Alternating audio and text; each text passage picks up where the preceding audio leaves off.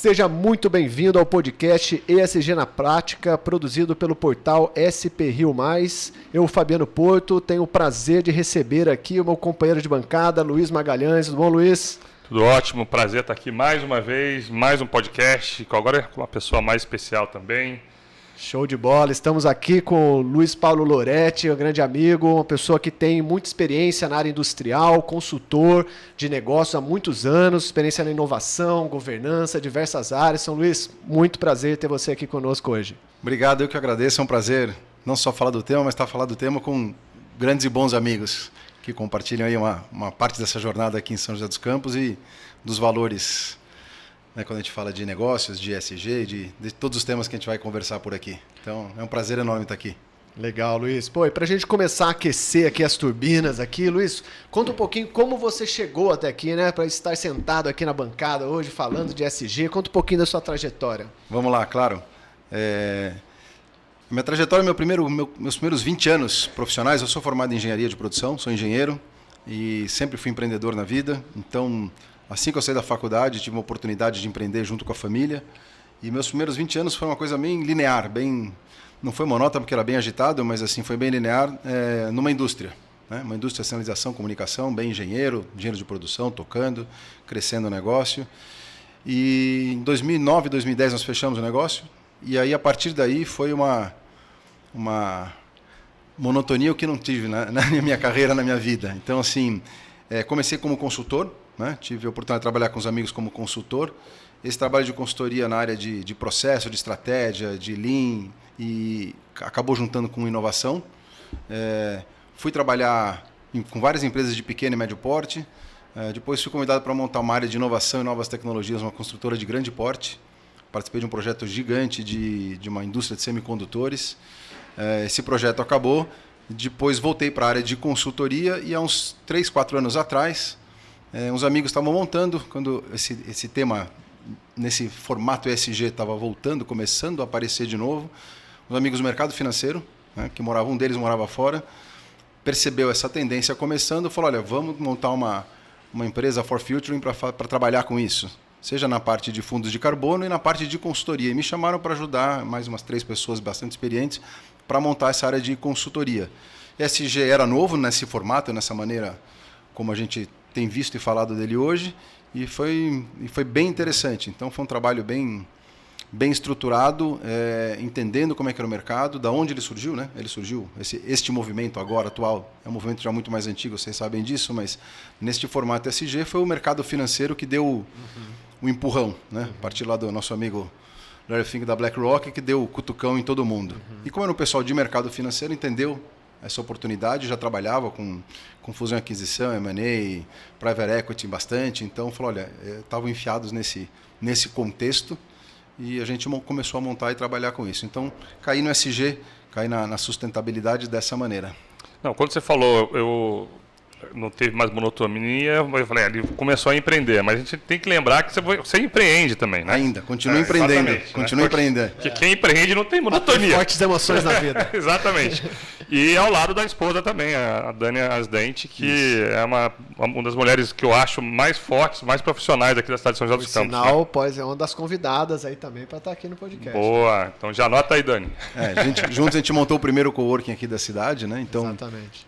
Junto com esse trabalho de inovação, com aquele começo do movimento de startups há 10 anos atrás, eu tive exatamente 10 anos de atrás. Ser um dos primeiros clientes da TechTriad, da agência ali, né? A gente Fabiano, importante, como é que a gente aparece nesse mercado, como é que a gente conta o que a gente faz aqui, que ninguém sabia o que era espaço colaborativo, espaço de coworking, né? Então, o Fabiano esteve junto nesse desbravando, né? E a O2 Tecnologia Ambiental nasceu lá também. E eu lembro que nessa época que tinha os talks lá, né? Tinha as Good Ideas, Good Ideas e tal. Eu vinha do Rio, né? E era uma coisa assim que o pessoal de uma cidade grande falava, mas você está indo para uma cidade menor para trazer novas ideias, aí que já demonstrava o papel não só do Conecta, seu, da Dani e tal, mas também da cidade de São José dos Campos, né? Como ela borbulha inovação desde sempre, né? E vocês foram pioneiros nisso, né? Sim. E para que todo mundo possa compreender, o Luiz ele tem um coworking aqui em São José dos Campos, né, o Conecta, e esse evento que o Luiz se referiu era um evento que eles convidavam pessoas, formadores de opinião, para debater temas, mas num formato bem assim intimista, né, numa conversa ali, bem olho a olho ali, né? Era bem interessante, né? E esse projeto volta um dia ou não? Então, Fabiano, a gente pensa bastante, porque a gente gosta muito do assunto, mas o pós-pandemia, na verdade, mudou um pouco a maneira da gente consumir conteúdo, né? O que foi bom também, né? Porque, na verdade, se por um lado aquele trabalho bacana de curadoria que a gente fazia muito sentido naquele momento, hoje a gente tem... A pandemia mostrou pra gente que a gente tem possibilidade de tecnologia de trazer isso muito de outros lugares. Então, a gente achou que não fazia muito mais sentido. Então, a gente sempre pensa em algum outro formato. A gente tem conversado bastante de trazer esse projeto de uma outra maneira. A gente está pensando em algumas coisas, mas... Eu já sei, vocês estão esperando a holografia sair, né? Para trazer... No... a gente está pensando assim, porque hoje, na verdade, a grande verdade é que você compete com muita... commodity, né? Muita informação. Com muita informação, com muito barulho e muita coisa boa também, né? Que parece assim que não, ao contrário, você tem muita informação, muita qualidade de informação, né? Sim. Então a gente tem pensado o que seria de verdade atrativo para fazer isso. E o que a gente entende que a gente faz bem, na verdade, é essa parte de curadoria mesmo, né? De enxergar o que está tendência, o que está se mexendo, o que vai talvez tenha algum impacto já no futuro, aquela coisa que está acontecendo aqui agora e que já é um indício de que o mundo, os negócios estão se movimentando naquele sentido. A gente falou a gente falou de Big Data, a gente falou de inteligência artificial, a gente falou de temas que são falados hoje naquela época. Atrás, né? Capitalismo consciente trouxeram para cá, ou seja, as conversas, isso há 3, 4 anos atrás. Né? Então... isso é interessante, né? Porque entra até um pouco nessa temática toda ESG, né? Esse dia eu ouvi uma frase que assim, na era da inteligência artificial, o ser humano é o diferencial, né? Então, a humanização nos processos, né? Você ter essa questão de, desliga um pouco o celular, sai um pouco da tela e vamos olhar no olho, né? Vamos conversar. Então, esse formato de eventos menores, com pessoas que têm tempo para conversar e não apenas aquele formato do palestrante que fica lá mais no alto, todo mundo sentadinho, né? Olhando a nuca, né? Como diz, né? E esse é um processo que vocês trouxeram que foi bem interessante, né? Mas voltando aqui para um pouco da sua trajetória, você então sempre participou muito do que hoje seria o G, né, do ESG, né, da governança ali, né? Para você, qual que é a visão da governança que você veio trazendo e veio compreendendo ao longo da sua trajetória? Com certeza, Fabiano. Assim, o que eu acho que a primeira coisa que quando a gente fala de qualquer mudança, né, qualquer mudança em empresa, qualquer gestão de mudança, porque o ESG ele dentro das suas particularidades, na verdade, assim, primeiro que assim é uma parte que tem que estar de verdade na cultura das empresas, na cultura de quem lidera o processo, porque se isso não tiver, não é verdadeiro e não vai acontecer, né? Porque é uma jornada de longo prazo que requer muito esforço, né?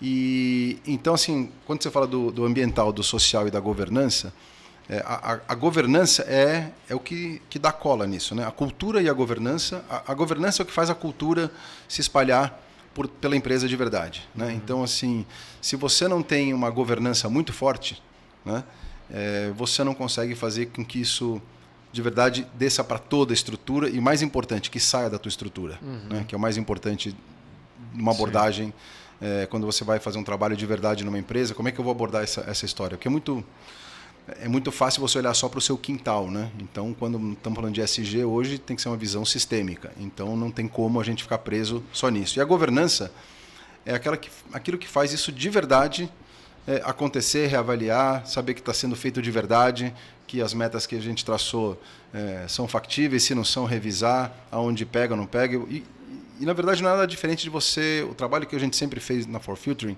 é um trabalho muito mais estratégico. Exatamente por isso, porque a gente entende que o ESG, da mesma maneira que inovação, ela é muito similar, na verdade, da maneira de ser abordado e de ser tratado na empresa. Primeiro que se não tiver em toda a estrutura, não acontece. Então, o pessoal fala assim, é importante ter uma diretoria de ESG, é importante ter uma área de inovação, talvez para te trazer referências, para te ajudar a coordenar um outro processo. Mas quem faz inovação é a empresa toda e quem faz ESG é a empresa toda. Se isso não tiver de verdade acontecendo, tem alguma coisa errada, ou então vai ser superficial, vai ser eventualmente tangencial em algum ponto, mas não vai ser um processo de longo prazo. E a governança, respondendo a tua pergunta, a governança, claro, é o que mantém tudo de pé. Nos trabalhos que a gente tem feito, você primeiro, a gente faz um diagnóstico bem grande, bem amplo, e depois entende se isso de verdade conversa, porque boa parte do time tem uma expertise muito grande em estratégia, né? em consultoria estratégica. O que de verdade faz sentido para aquela empresa, dentro do mercado que ela atua e dentro do DNA dela, como é que ela é, como é que a empresa é de verdade. Né? A gente trabalhou com empresas de dono, né? Assim, empresas grandes, faturamento de 4, 5 bilhões, mas empresa de dono, e empresas que quem chamou a gente para fazer o trabalho foi o fundo de investimentos que era dono da empresa, uma petroquímica, por exemplo. Então, com demandas diferentes, mas assim, você vai lá olhar e fala assim, olha, o teu DNA é dessa maneira, a tua cultura organizacional é dessa maneira, e o que faz sentido para vocês aqui, tanto do ponto de vista de demanda e necessidade de mercado, do processo que eles fazem, né? Tratar uma indústria química como indústria de alimento com varejo, a conversa é totalmente diferente, apesar do tema ser o mesmo. Eu gostei de uma coisa que você trouxe, e que eu faço o lado comparativo aí. O SG e inovação. Porque se a governança não estiver totalmente alinhada com a inovação e com o SG, eu vou te trazer um exemplo pessoal até da O2 Eco. Nós fizemos um trabalho com a Sanepar, do Paraná, só que as duas provas de conceito não saíram adequadamente como a gente imaginou, como todo mundo imaginou. Geralmente, se uma governança não está alinhada, ela já corta aquela inovação, aquela tecnologia ali. Né? Porque tanto no SG quanto na inovação, não é uma linha que você vai traçar de A para B. É uma linha que vai fazer curva, vai descer, vai subir. E foi muito legal, porque eles mesmos trouxeram, falaram, a governança aqui confia e a governança aqui entende que nesse papel, nessa linha, nessa curva de aprendizado, haverá problemas e vamos ter que resetar, vamos ter que dar um passo atrás. E outro detalhe também. Tem que ter a paciência, uma coisa que a gente sempre fala aqui, imediatismo do brasileiro, do latino, com a questão de SG. Você tem razão. Assim, uma palavra que eu não mencionei aqui, que você está dizendo, assim, esse trabalho que a gente faz inicialmente é entender qual é a materialidade da empresa, né? O que faz sentido para ela, né? Para ela, para os seus stakeholders internos, externos, o contexto que ela está inserido no mercado. Se você não tem esse trabalho, o que você falou, consistente, porque assim, quando a gente faz um planejamento, a partir disso identificado, traz benchmark, entende qual é o contexto da empresa, a gente faz um trabalho muito grande estratégico, dizer para onde você quer ir. Né? Porque não somos nós que vamos dizer. A empresa que tem que dizer, tem que estar no DNA, tem que estar na vontade. Sim. A gente diz, olha, é uma análise de riscos que a gente faz, muito clara. Né? A gente entende que no teu caso, no teu mercado, essa empresa petroquímica, por exemplo, exportava para a Europa e tinha um dos produtos que ela estava banido na Europa. Sim. E eles enxergavam isso como médio para longo risco, um risco de médio a longo prazo, e a gente falou, não, para a gente é curto a médio prazo. Na verdade, é mais para curto, porque essa mudança envolve... era um investimento relativamente alto e é uma indústria petroquímica, onde é tudo interligado. Então, é uma mudança que você leva fácil 5 anos para fazer. Sim. 5, 6 anos para fazer. Então, a emergência da situação, o risco está na tua porta agora já. E eles correram. Então, o trabalho foi suficiente, teve resistência no começo, como sempre tem, né? Porque você chega lá provocando mudanças, mas no fim o próprio CEO da empresa falou assim, já que vocês foram contratados pelo nosso investidor para dizer que nós estamos usando isso aqui de volta para dizer, olha, então me ajuda a investir, eu preciso acelerar e preciso correr. E foi todo mundo para o mesmo lado. Embasou, né? Embasou. Mas assim, o que você disse, a gente sempre divide o trabalho em curto, médio e longo prazo. E no momento que a gente está atual, a grande maioria das empresas, o curto prazo é para você entender de verdade o que está acontecendo e a empresa entender o que é de verdade essa conversa. Né? E conhecer cada um dos seus aspectos. Quando você vai falar dos vários aspectos ambientais, dos vários aspectos de governança, os aspectos sociais. Né? Então, a empresa vai entender como é que ela está, ela vai entender o que é de cada um desse assunto, vai pesquisar, vai levantar, vai trazer número, vai trazer informação. Porque muitas vezes isso não é medido ainda. Né? Então, na verdade, primeiro que é um processo muito difuso, você está falando de temas muito diferentes. Exato. Né? Social, governança e ambiental é muito diferente. Exato. O ambiental, a parte de sustentabilidade... É muito complexa e para cada ramo de negócio, para cada área, para cada porte de empresa, ela impacta de uma maneira diferente. Então, normalmente, para muitas empresas, o curto prazo é tomar pé para até poder criar algumas metas. Algumas você já consegue sair de largada, mas a maioria desse entendimento. Mas a transformação mesmo acontece no médio prazo. Né? E isso, o longo prazo é um exato. guia. Né? O longo prazo é um guia para ser replanejado, repensado e reavaliado e revisitado lá na frente. Muda com o que o Luiz comentou, né? Uma empresa europeia, como opera, uma empresa japonesa e uma empresa aqui brasileira, latina, que tem o curto prazo como um endereçável muito mais relevante, né? Você tem que ter resultado a curto prazo para você continuar agindo, né? Muitas vezes nas empresas aqui, né? Você não consegue pensar muito a longo prazo. A pessoa quer ver resultado e se não tiver resultado, nossa, vamos para outro caminho. Mas às vezes o caminho estava correto, mas o resultado demora para vir, né? Essa percepção também na forma de enxergar o resultado também que passa pela cultura, mas passa também pelos gestores que estão atuando na empresa, né? A mentalidade deles, a forma como eles conduzem a estratégia, no final das contas acaba moldando a cultura também, né? Sim. E eu gostaria até de puxar aqui, no que o Fabi trouxe, você tem uma experiência de governança dentro do setor público. Você consegue dar um comparativo para a gente, assim, de coisas boas, coisas ruins? Olha, eu vou te dizer que eu tive na área no setor público, na área de inovação, né? Sim. E praticamente não tive nenhum contato com a área de ESG dentro do setor público. Estava muito embrionário ainda o tema. Sim. Certo. O setor público, na verdade, ele demora mais para responder muitas dessas demandas, né? Na verdade, o setor público tem uma área que é uma área de praticamente operacional da entrega, né? Você tem que entregar saúde, tem que entregar mobilidade, tem que entregar segurança, né? Nos seus diversos níveis, né? Município, estado. E a secretaria que eu estava, que era desenvolvimento econômico, ela tem um papel importante de enxergar também, como o próprio nome diz, para que lado, para que caminho a cidade vai se desenvolver, quais são as políticas públicas para esse desenvolvimento. Uhum.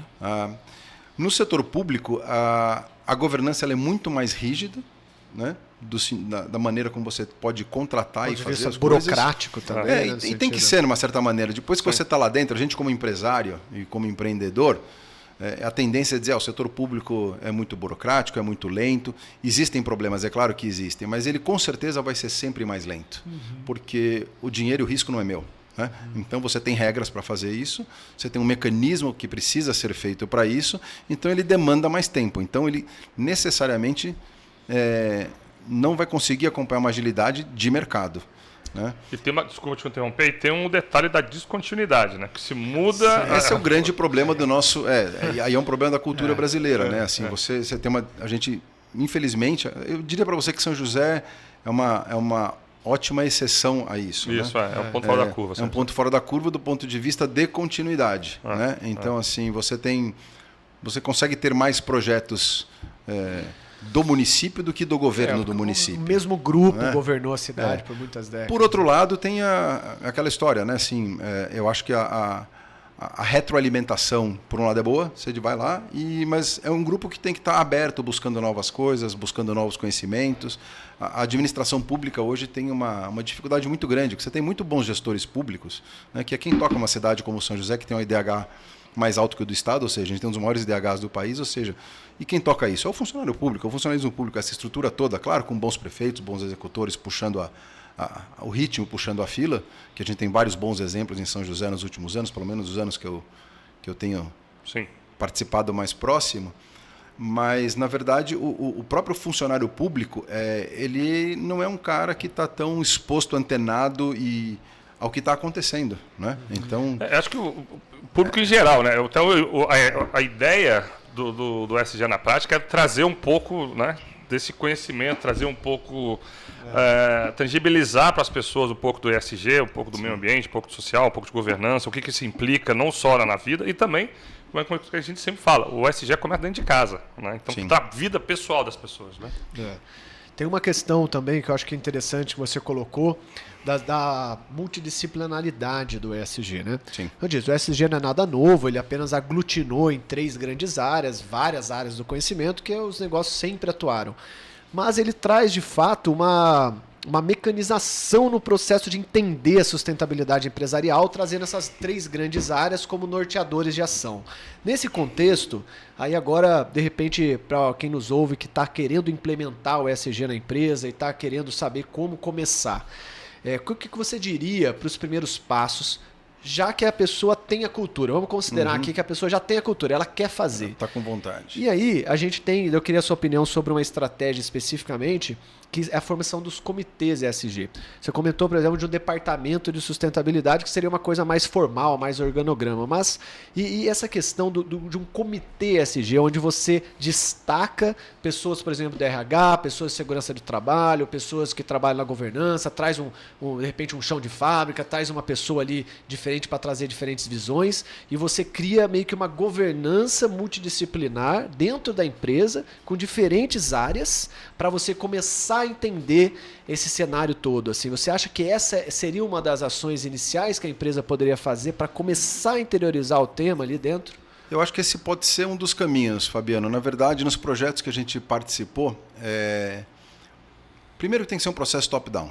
Então, se a liderança máxima da empresa não tiver de verdade alinhada e comprar o projeto, ele não sai. Sim, perfeito. Porque, para você ter uma ideia, nos trabalhos, nos 3 projetos maiores que a gente fez, uma das recomendações é que isso esteja na meta dos gestores se levam para cima. Estou falando de empresas grandes, né? Empresas. Então, assim, se não tiver na meta, junto com meta de vendas, meta de rentabilidade, meta de expansão, do que quer que seja, se não tiver metas da área de sustentabilidade do ESG, isso não vai estar de verdade acontecendo. É óbvio que é importante que tenha alguém puxando a fila, porque, na verdade, quando a gente fala de sustentabilidade, a gente está preocupado com a sustentabilidade do negócio. Né? Isso. Então, não é poesia. Né? Então, uma empresa é feita para ganhar dinheiro. Sim. Né? É para dar resultado. Só que ela não é feita para dar resultado a qualquer custo. Isso. E ela tem que pensar em todos os stakeholders, não só os acionistas. Então, essa é a grande mudança. Né? Então, acho que essa é a grande mudança, esse grande enfoque. E é uma mudança dura, né? Porque você tem resistência, você tem todos os mecanismos habituais de governança que as empresas têm, maneira de distribuir resultado, para quem que você reporta, exclusivamente para um grupo pequeno de stakeholders. Então, na verdade, é muito importante trazer o tema para dentro da empresa, né? E aí, a partir do momento que você sabe o que você quer fazer, aí sim talvez vale a pena você ter um comitê para um assunto determinado, para outros não. Por exemplo, depende muito do perfil da empresa e do perfil do negócio. Então, por exemplo, você vai falar de sustentabilidade na parte ambiental numa indústria química. É muito técnico, sabe assim? E muito provavelmente a empresa já trabalha disso. Né? Ela já trabalha, porque isso está ligado diretamente à eficiência operacional dela e a resultado. Quando você pega, por exemplo, essa outra empresa, que é uma empresa grande de alimentos, que no varejo, que tem muitas franquias que a gente trabalhou, na verdade, o negócio dela é muito amplo. Né? Então, eram 2 negócios dentro de um só. Era a produção do produto, do alimento, e depois como ele vende isso. E ainda tocar uma rede de franquias, vender franquias. Então, eram 2, 3 negócios dentro do mesmo negócio. Então, como é que eu cuido do meu grupo interno? Aí sim vale a pena fazer comitê. Como é que eu faço a parte? A parte social, geralmente, é necessário você fazer esses comitês para entender exatamente o que acontece. Agora, do ponto de vista de governança e ambiental, não necessariamente. Você, dentro das próprias estruturas, como a gente estava falando, Luiz, da inovação, são as próprias áreas que têm que estar sentadas juntas, tem que ter uma governança de ser discutido esses temas. Esses temas, eles fazem parte, a gente sugere que eles façam parte das metas da empresa. E a partir do momento que ele está sendo feito, faz parte da meta da empresa, vai todo mundo sentar e discutir nos comitês de gestão mesmo, nos comitês normais de gestão, não comitê de sustentabilidade, até para evitar esse risco de falar assim, isso aqui é alguma coisa lá da sustentabilidade, ou lá da realidade dentro da empresa. Ou lado, exatamente, uma coisa paralela. É a mesma coisa da inovação. Perfeito. Então, eu entendo que, na verdade, tem que ser um processo que faça parte das metas e estratégia da empresa como um todo. Não tem como dissociar. Perfeito. Foi um pouco o que a Natura fez, né, no processo dela, um ano comunicando que o PLR só seria pago depois que as metas fossem batidas de sustentabilidade. O exemplo que a gente sempre usa nas palestras, que a gente conversa, é exatamente isso. Primeiro, eles não bateram. Né? Exato. E eles cortaram em 30% a meta do...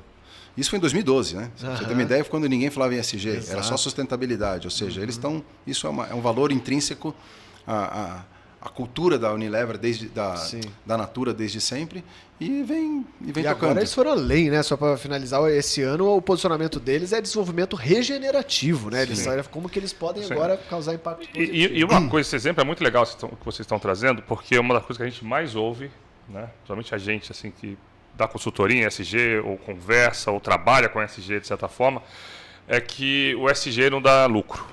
O ESG... é difícil você tangibilizar os esforços e práticas de ESG. A Natura está aí para comprovar. Né? Unilever, o Boticário, um dos livros mais bacanas que tem do Paul Polman, né? Que é da egresso da Unilever, né? Ou seja, é associado e o movimento esse empacotamento na forma ESG nasceu exatamente de um fundo de investimento que hoje 2024 está em quase 4 trilhões de dólares administrados. E ele falou assim, o negócio é simples, se a gente não cuidar disso, os nossos negócios, a gente tem esses trilhões de dólares investidos para retornar em 20, 30, 40 anos. Nós não vamos ter negócio daqui a 20, 30, 40 anos. Muitos deles vão morrer. O mundo está... Por vários aspectos, seja pelo aspecto climático, pelo ambiental, pela qualidade de vida das pessoas. Ou seja, então, o negócio não vai... O meu dinheiro investido aqui, ele vai evaporar, não vai ser rentável. Então, é uma maneira, é um novo entendimento de como fazer negócio. Né? Inclusive, no livro O Impacto Positivo, né, que é sobre a Unilever e tal, um dos capítulos ele faz uma analogia com o mundo, né, que a pessoa está numa loja de porcelana ou de vidro e tem sempre um aviso, né, se quebrar tem que pagar, né? Então é o que está acontecendo com o mundo hoje, né? O mundo está quebrando, todos os recursos naturais estão começando a se esgotar, mudanças climáticas estão aí. E se essas mudanças, principalmente em questão de ESG, e não é, de novo, a gente bate muito nessa tecla aqui, não é mais falácia, não é mais blá blá blá de que a ESG é modinha, que mude o nome, que fale de sustentabilidade empresarial, né? Mas sim, é fato.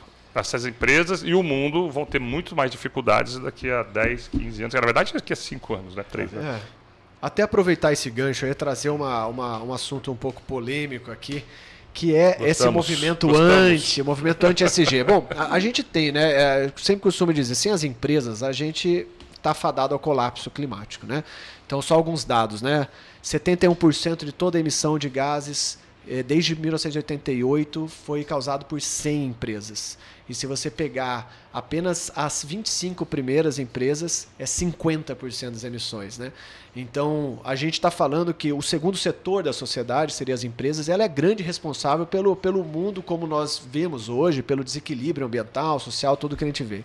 Então, é natural que você entenda que no mundo de emergência climática como que a gente vive, as empresas deveriam se engajar mais nesse processo. Mas daí nós vemos justamente da Larry Fink, lá da BlackRock, que começou essa conversa com a carta ao propósito, aquela coisa toda, agora recuando, né? Mas já virou de novo. E aí voltando agora de novo por uma necessidade, mas o lobby que existe nos Estados Unidos, especialmente da indústria química, petroquímica, é muito forte. Fóssil. E eles, o governador da Flórida, né, proibindo ações ESG em decreto. Como que você vê esse cenário e como que você vê essa questão do tipo resultados a curto prazo e resultados pensando a longo prazo e pensando coletivamente dentro desse contexto de empresa? Legal, Fabiano, ótima pergunta.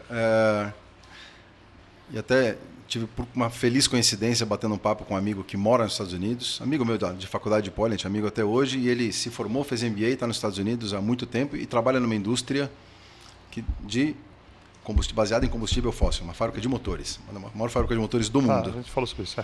E batendo um papo com ele a semana passada, eu perguntei, e aí, né, como é que está esse movimento de verdade aí nos Estados Unidos? Né? Porque a gente sabe que teve uma reação muito grande, né? Houve a entrada, o tema ESG, ele acabou sendo misturado com o tema político. Assim. A gente está num mundo muito polarizado. Né? Então, o ESG virou muito por causa das causas sociais e também por causa das causas ambientais, de um lado do espectro político em relação ao outro. Sim. Então, muitos estados nos Estados Unidos, muitas empresas, porque muita gente tendo que abrir mão de muita coisa. Né? Então, quando você chega para um CEO de uma empresa, para um C-level de uma empresa e fala a tua meta vai ser menor, ou então você vai ter que gastar tempo com isso daqui e senão o teu resultado vai ser menor, o próprio resultado da empresa, ele vai desde o nível pessoal até o nível todo estruturado das empresas, vai bater de frente. Como o Luiz disse, talvez não é uma relação econômica de curto prazo, não é você fazer um investimento aqui e tem um retorno ali, né? Você não tem um ROI claro daquilo ali, daquele investimento que chega ali. Então, como tudo no mundo, né? Você tem o pêndulo da história, você tem uma força puxando, vem a outra até chegar na acomodação. Aí você comentou que está voltando, então. Então, por exemplo, o Larry Flynt, na verdade, ele tem um investimento em várias empresas, notícia agora desse ano. Ele autorizou essas empresas a entrarem, ele investiu em empresas com fundos ativistas, ou seja, para entrar brigando de frente para mudar e forçar as empresas a ter as metas, a mexer, porque são empresas de capital aberto, tem o conselho, então são conselheiros, tem fundos ali, exatamente para forçar. Então, abertamente está autorizado e falou, nós vamos brigar porque a gente tem que mudar esse jogo. Esse é o primeiro ponto. Essa empresa que eu estava te comentando com esse amigo, eu falei, como é que estão as coisas? Ele falou, cara, teve muita espuma nesse momento de SG, teve muita gente que embarcou na onda, né? Que você falou, teve o efeito modinha mesmo, claro que tem, sempre tem. Né? Muita gente o que é fundamental para a cultura vir também. Que faz parte, né? Faz parte de todo e qualquer movimento. Com as startups foi assim. Natural. Hoje a economia digital faz parte de todo e qualquer negócio. É o hype, né? Exatamente, passou. Mas ele falou o seguinte, estava na pauta, sempre na pauta e vai continuar na pauta. Né? Sim, então, eu acho também. Ele está falando de uma empresa que é uma empresa que fez uma aposta gigante hoje no mercado de hidrogênio e é uma transição de muitos anos. Né? Então não vou sair do mercado simplesmente de fóssil para o de hidrogênio, e não é simplesmente só o de hidrogênio, vem biogás no meio da coisa, é uma solução muito mais complexa. Né? É uma empresa que atua a nível global, enorme, gigante. E ele falou assim, o movimento veio para ficar, e a visão americana, visão de pessoas americanas, mercado americano. Claro, tem essa gritaria toda, tem gente ainda se esperneando porque está difícil de aceitar, né? Tem muita politização em cima do tema, mas ele falou assim, as empresas grandes e sérias, muitas até mudaram o nome dos programas por causa dessas críticas políticas, muitas também estão revendo os seus programas, né? Porque também entraram nessa, tem que fazer, vou fazer, agora estão entendendo exatamente o tamanho da dificuldade do processo, da amplitude que precisa, e estão reavaliando, reorientando. Mas ele, assim, falou, pelo que eu tenho acompanhado, é um movimento sem volta. É um movimento sem volta. E já trazendo, essa pergunta foi ótima, porque você tem os Estados Unidos nessa polarização, nesse problema, né, de SG, de não SG, anti-SG e tal. E a Europa salvando o mundo, né, falando, gente, olha só, como aconteceu aqui no Brasil, um pouquinho da spoiler do que eu vou escrever essa semana, já está escrita inclusive, que é o governo brasileiro tentando convencer a comunidade europeia a não taxá-los, ou não se taxar, ou reduzir as tarifas, ou reduzir a questão de, se nossos produtos não forem relacionados ou regulados, diminuir a regulação melhor dos nossos produtos, porque o governo brasileiro está achando que a comunidade europeia está pedindo muita... exagerando na exigência. Na exigência, perdão, obrigado. Exagerando na exigência. Que é uma coisa cultural também que a gente tem no Brasil, de querer, né, fragilizar leis e regulamentações. Né? O mundo queimando, o Brasil queimando, né, por uma questão até de uso, da falta de responsabilidade com o clima, com o SG em geral, e o governo brasileiro pedindo, não, acho que está demais, vamos baixar. Então, tem que mudar a cultura.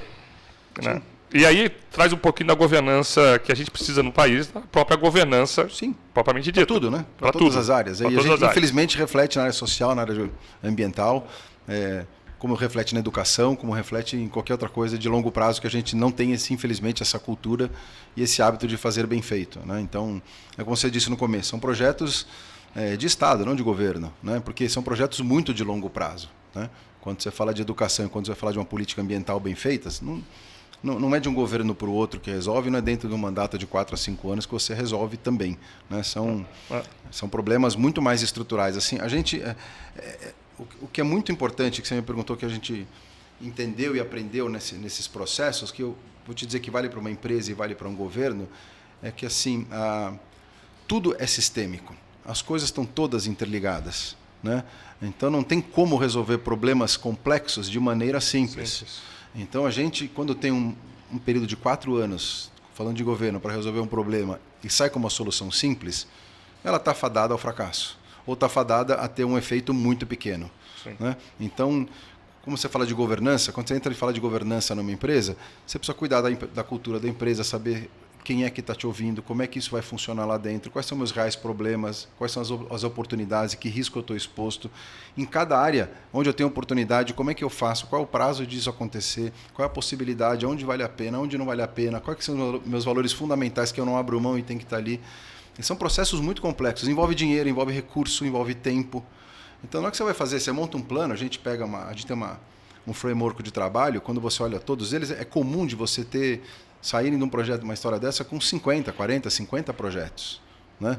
Com diversos graus de dificuldade e de investimento e de maturação. Sim.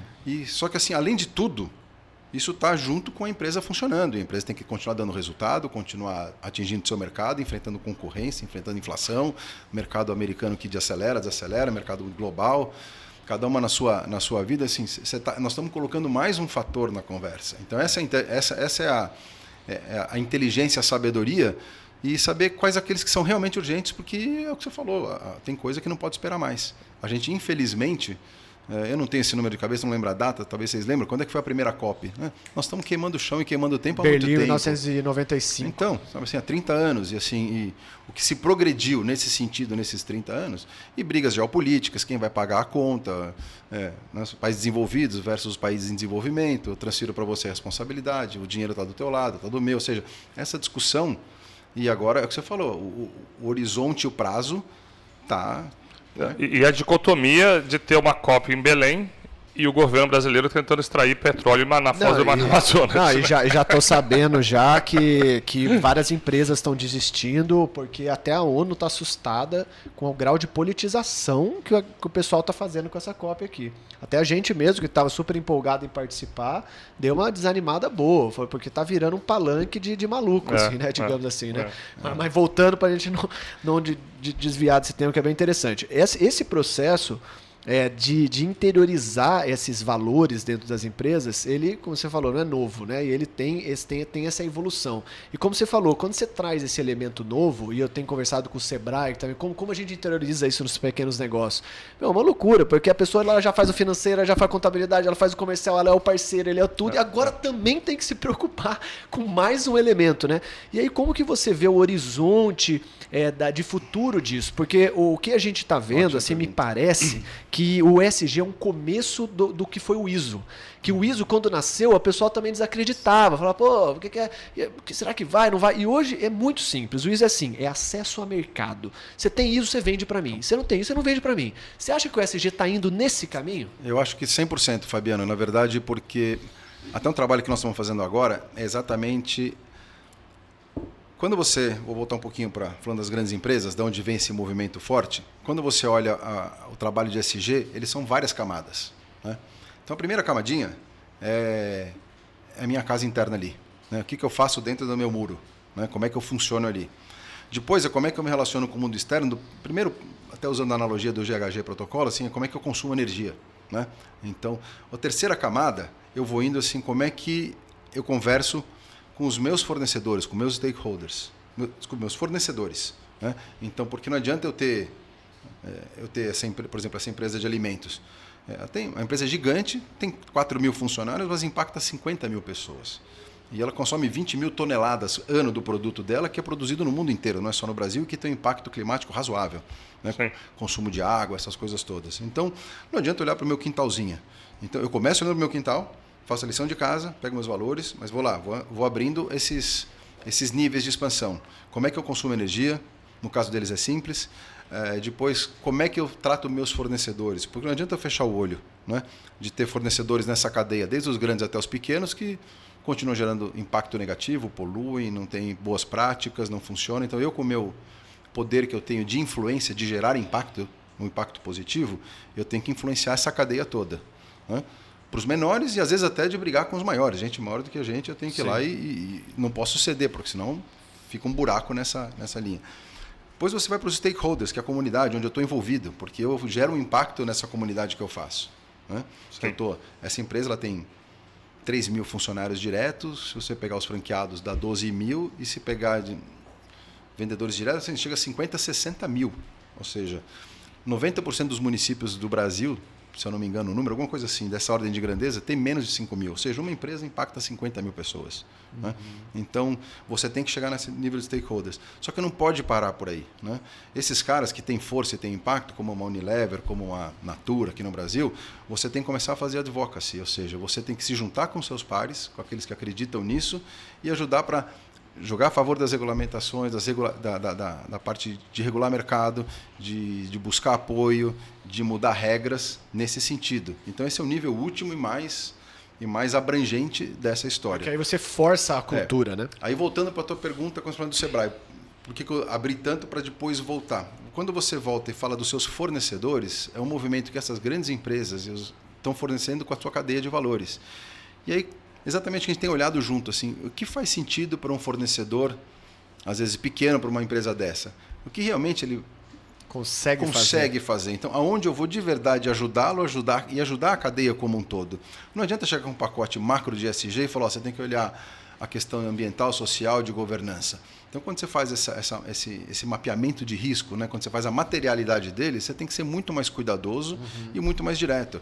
Porque muitas dessas empresas, elas estão no nível que você falou, não tem um nível de gestão muito básico, ela tem uma estrutura muito pequena, então ela não tem gente em recurso, nem recurso financeiro, nem tempo. Ela está ali sobrevivendo, tocando a vida, fazendo um esforço ainda para crescer, ela tem pouca sobra de caixa. Então, sim, no fim, você tem que ser muito...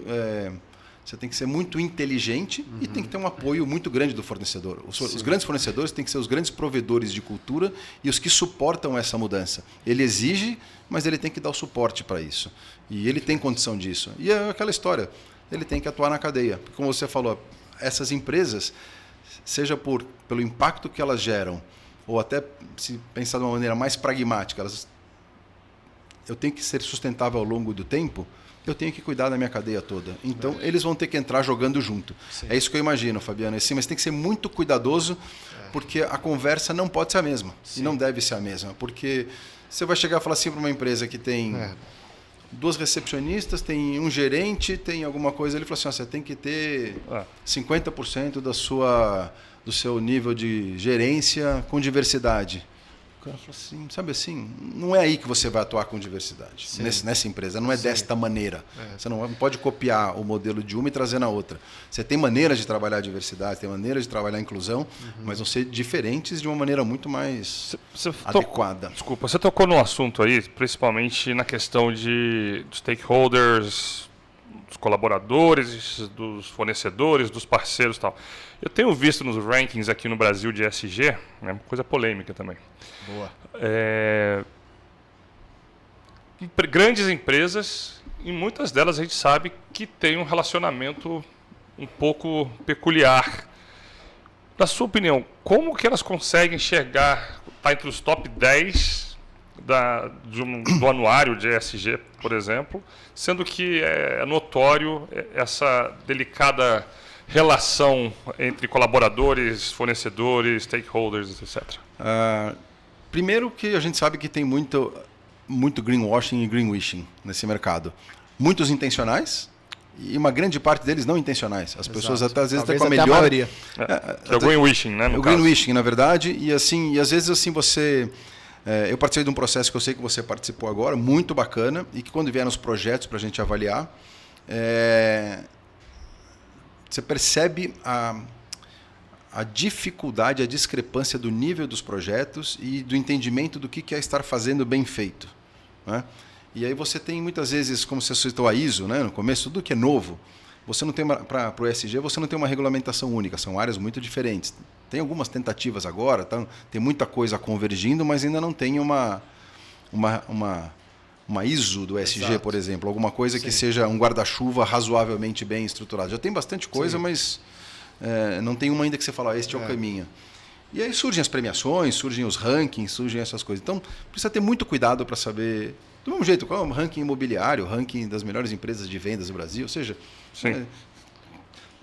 eu sempre olho isso com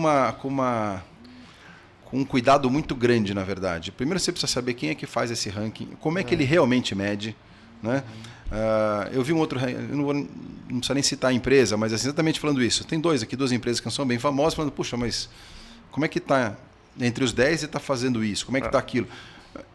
Dá para olhar o copo meio cheio, meio vazio. assim, esses caras estão realmente bem intencionados? Porque a mudança leva tempo. Isso. Você pega uma empresa, né, que é ou multinacional, ou então uma empresa num país como o Brasil, que é continental. É manobrar o Titanic, né? É igual ao Titanic. Então, assim, você tem toda uma estrutura para mover, você tem todos os valores para mexerem, você vem de cima para baixo, vem fazendo isso. Então, na verdade, eu, de uma maneira mais otimista, tendo a olhar que assim, é um processo que vai se consolidando. A ISO, no começo, ele era extremamente burocrático, era muito difícil. No começo, era um certificado que fazia muito pouco impacto na vida real das empresas. Ele foi se aprimorando.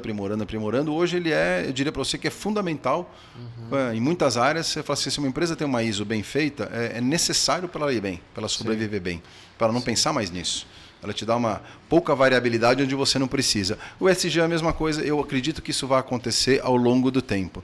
É muito novo, né, Luiz, essa maneira de olhar tudo desta maneira e tudo junto. E claro, as empresas têm o marketing, querem fazer, querem aparecer, querem usar isso como uma boa oportunidade de venda, que seja, né? Que seja, utilize isso da menor maneira possível. A gente brinca que você, quando tem um certo tamanho de empresa, você tem que ser, vou usar o termo em inglês aqui, você tem que ser ESG compliant, né? Você tem que aderir àquelas coisas. Agora, a partir de um certo tamanho, você tem que gerar impacto.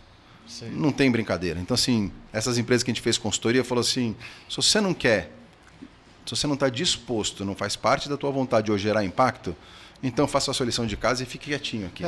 Cumpra com a regulamentação, né? O que é pouco, que do nosso ponto de vista, a nossa consultoria estratégica, assim, do nosso ponto de vista, não faz sentido nenhum. É um risco de mercado você não se posicionar, só que em se posicionando, você não pode ser só ESG compliant. Sim. Não pode ser. Você tem que ser gerador de impacto positivo. Responsabilidade. Né? Então não tem como. Bom, essa conversa aqui nos mostra como esse tema é interessantíssimo, né? Dá para partir e ir embora falando, mas os nossos produtores já estão doidos ali atrás com as plaquinhas levantadas. Então nós precisamos encaminhar aqui essa conversa aí muito bacana, fantástica, Luiz, mas não antes de uma última pergunta.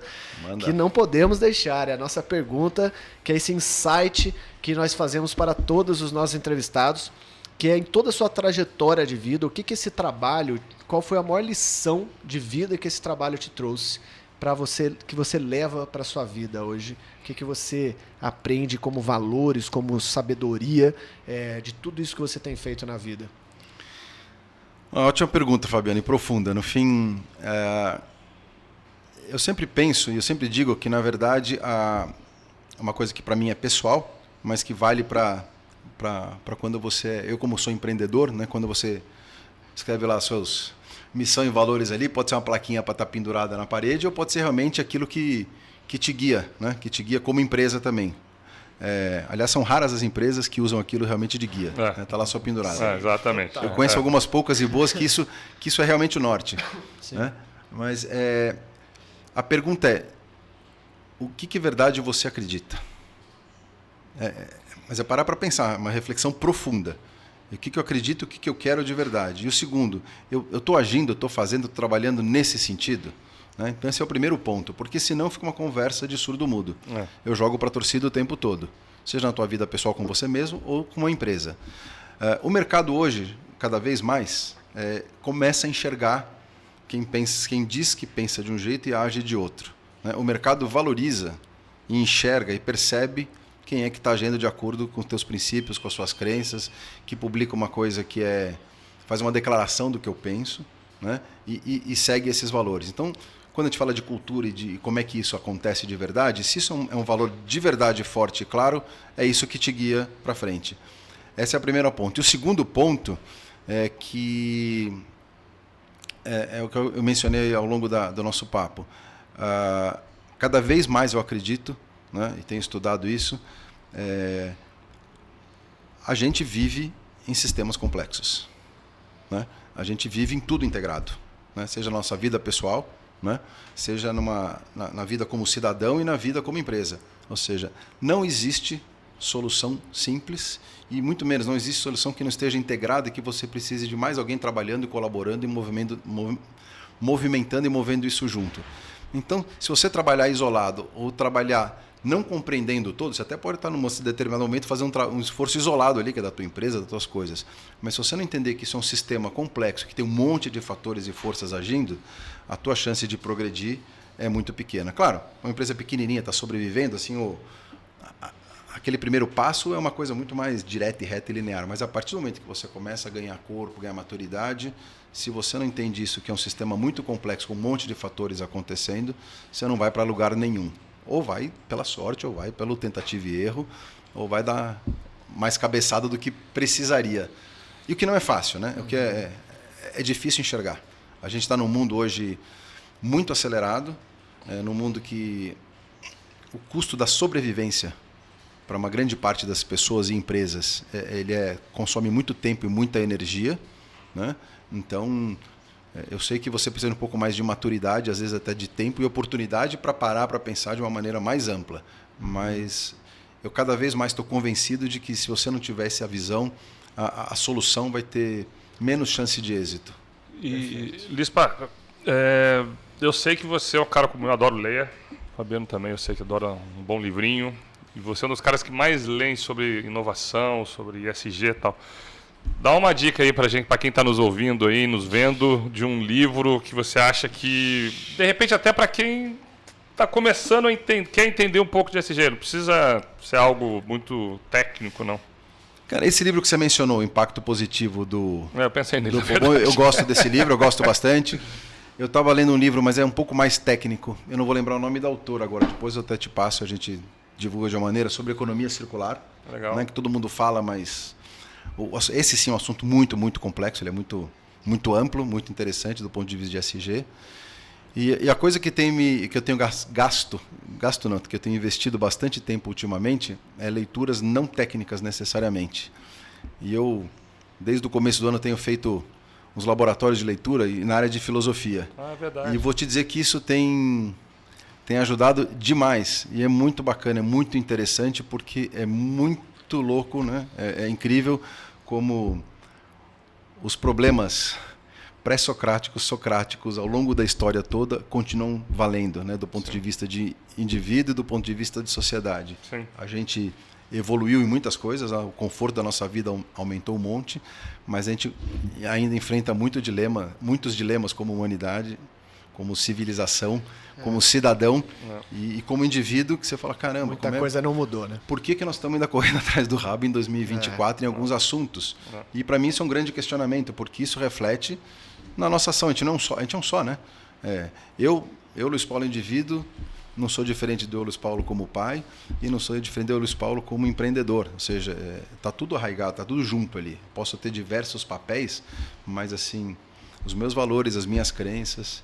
Então, eu acho que a reflexão, a olhar de fora, entender a coisa de uma maneira sistêmica, eu acho que é uma coisa muito, muito importante. Muito interessante. É um livro bom que eu estou com vontade de comprar, não sei nem, que me parece muito interessante, uma coisa que tem me afligido muito, que vale, não é específico de ESG, mas acho que vale muito para esse contexto, é o livro novo do Harari, o Nexus.